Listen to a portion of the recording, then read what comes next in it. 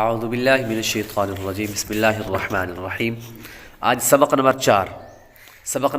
4 اس میں پہلی چیز یہ ہے کہ اس سبق کو رواں پڑھیں۔ کیسے پڑھیں؟ رواں یعنی بغیر جوڑ کے، جس طرح کہ ہم نے پیچھے پڑھا تھا حمزہ زبر آ، حمزہ زیر ای، حمزہ پیش او، با زبر با، با زیر بی، با پیش بو۔ تو یہ اسے کہتے ہیں جوڑ کے ساتھ پڑھنا، مطلب بغیر رواں کے۔ اب سبق نمبر 4 میں اس سبق کو پہلی چیز یہ ہے کہ اس سبق کو ہم نے رواں پڑھنا ہے۔ کیسے پڑھنا ہے؟ رواں مطلب بغیر جوڑ کے۔ کس طرح؟ جس طرح کہ تا تی تو، تو تی تو، ٹھیک ہے نا؟ آسان لفظوں میں یوں کہہ لیں کہ اس کو بغیر جوڑ کے پڑھنا ہے، ٹھیک۔ دوسری چیز، حرکات کی درست ادائیگی کا خاص خیال رکھیں۔ حرکات کی درست ادائیگی کا خاص خیال رکھیں، مطلب کہ حرکات کو جب پڑھنا ہے، حرکات کسے کہتے ہیں؟ زبر زیر پیش کو حرکات کہتے ہیں۔ زبر زیر پیش کو حرکات کہتے ہیں۔ حرکات کو پڑھنے کا طریقہ کیا ہے کہ بغیر کھینچے، بغیر جھٹکا دیے معروف پڑھنا ہے، ان کو لمبا بھی نہیں کرنا، تا زبر تا بھی نہیں کرنا اور جھٹکا تا بھی نہیں کرنا، تو نرمی کے ساتھ پڑھنا ہے، ٹھیک ہے؟ تا زبر تا، تا زیر تی۔ دوسری چیز کیا ہے کہ حروف قریب الصوت، حروف قریب الصوت یعنی ملتی جلتی آواز والے حروف میں واضح فرق کریں۔ ملتی جلتی آواز والے حروف میں واضح فرق کریں، اسے حروف قریب الصوت بھی کہتے ہیں۔ قریب الصوت کا مطلب کہ جن کی آواز قریب قریب ہوتی ہے، مطلب ایک جیسی لگتی ہے۔ جس طرح کہ عام انسان پڑھتا ہے تا، تا زبر تا، اور تا زبر بھی تا ہی پڑھتا ہے، تو یہ ملتی جلتی آواز والے ہیں، تو ان میں ہمیں فرق کرنا ہے، ٹھیک ہے؟ یہ قاعدہ پڑھنے کا مطلب کیا ہے کہ ہم نے عام انسان جو پڑھتا ہے، عام لہجے میں جو پڑھا جاتا ہے، وہ کیا پڑھتے ہیں؟ تا زبر تا اور تا زبر تا، مطلب ایک باریک تا اور ایک موٹا تا، دونوں کو تا ہی پڑھ دیتے ہیں، زیادہ فرق نہیں کرتے۔ تو یہاں پر تیسرے جز کیا لکھا ہوا ہے کہ ملتی جلتی آواز والے حروف میں واضح فرق کرنا ہے، واضح فرق کرنا ہے، تو ہم نے اس میں فرق کرنا ہے۔ جس طرح کہ ز زبر ز اور ذال زبر ذا، ٹھیک ہے نا؟ تو ایک سختی کے ساتھ ہے اور دوسرا نرمی کے ساتھ ہے، لیکن عام طور پر کیسے پڑھتے ہیں؟ عام انسان کیسے پڑھتا ہے؟ دونوں کو ز اور ذا پڑھ دیتا ہے، ٹھیک ہے نا؟ تو زیادہ خاص فرق نہیں ہوتا، تو ہم نے ان میں فرق کرنا ہے، جس طرح کہ ز اور ذا، ٹھیک ہے؟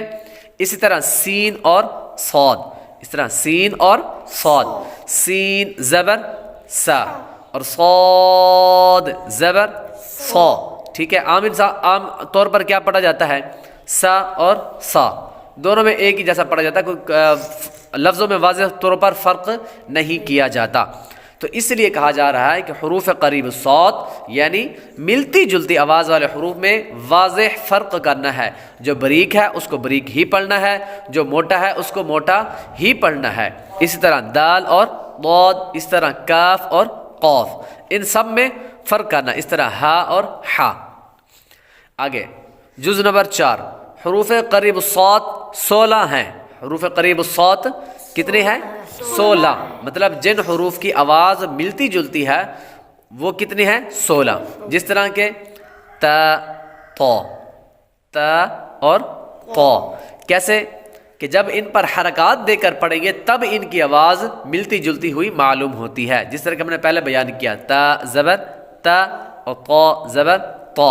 جب ان میں خاص باریک اور موٹے کا فرق نہیں کریں گے تو دونوں کو تا ہی پڑھا جاتا ہے، عام طور پر انسان اس کو تا ہی پڑھتا ہے، تو ہم نے ان میں فرق کرنا ہے، تا اور تو، ٹھیک ہے؟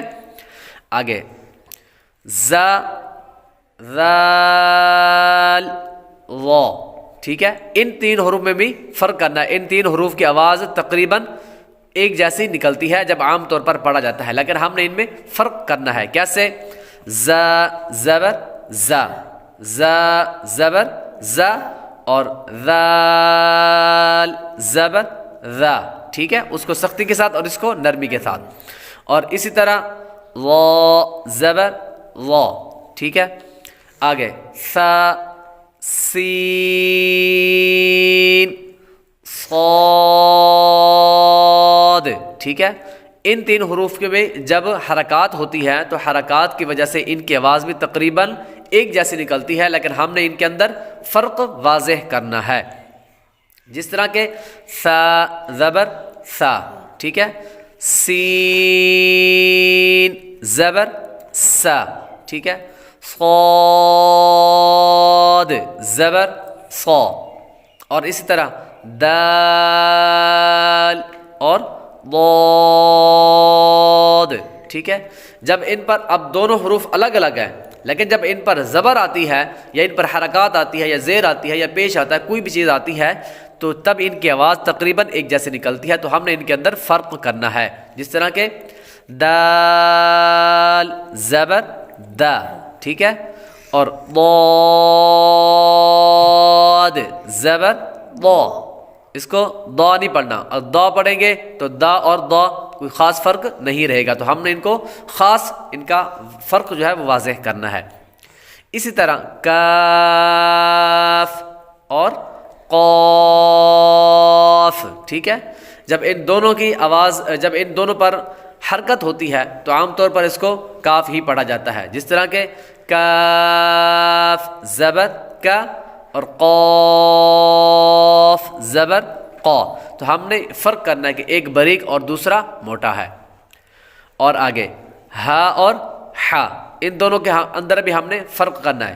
ہا زبر ہا اور ہا زبر ہا، ٹھیک ہے. اسی طرح حمزہ زبر آ اور عین زبر آ، ٹھیک ہے. اب ان دونوں لفظ تو الگ الگ ہیں لیکن جب ان پر حرکت آئے گی تو حرکت کی وجہ سے ان دونوں کی آواز بھی ایک جیسی نکلتی ہے. جس طرح کہ حمزہ زبر آ اور عین زبر آ. عام طور پر کیا پڑھتے ہیں؟ حمزہ زبر آ اور عین زبر آ، عین زبر آ، دونوں کو ایک جیسا ہی پڑھتے ہیں. تو ہم نے ان کے اندر فرق کرنا ہے. ٹھیک ہے، 4 جز ہو گئے. پہلا جز ایک سبق کو رواں پڑھنا ہے، دوسرا جز حرکات کی درست ادائیگی کا خاص خیال رکھنا ہے، اور تیسرا جز کیا ہے؟ حروف قریب الصوت یعنی ملتی جلتی آواز والے حروف میں واضح فرق کرنا ہے. اور حروف قریب الصوت کتنے ہیں؟ 16. تو یہ آپ نے یاد بھی کرنے ہیں اور ان کے اندر فرق بھی کرنا ہے، وہ بھی اچھے طریقے کے ساتھ. تو انشاءاللہ تعالی کل اس کی مشق بھی کریں گے.